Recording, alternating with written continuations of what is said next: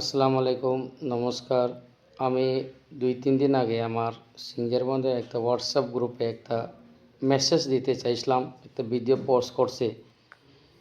সেই ভিডিওর মধ্যে আমি কইছিলাম, যেহেতু আমাদের ভারতের বর্তমানে সরকার, এই সরকার পক্ষে যদি থাকে আমরা উন্নয়ন হবে বলে আশা করি। আমি আমার ওই সিঙ্গেরবন্ধের মা বোনকে আমি একটা মেসেজ দিছিলাম।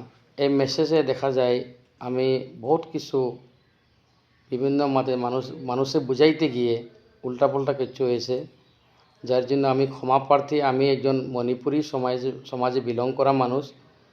আমি বেঙ্গলিতে যদি কথা কই সেটার মধ্যে একটু উল্টাপাল্টা হয়ে যায়। আমার উদ্দেশ্য সেটা ছিল না। আমি চাইছিলাম আমাদের জিপি উন্নতি হোক, এনডিএর সঙ্গে যদি থাকে নিশ্চয় উন্নতি হবে বলে আমি সরকার পক্ষে থাকার জন্য আমি সবাইকে আহ্বান করেছিলাম। আমি এখন আবারও বলছি, এবার যদি আমরা সরকার পক্ষে যদি থাকি উন্নয়ন নিশ্চয় হবে, যার জন্য আমি এই মেসেজটা বানাইছিলাম।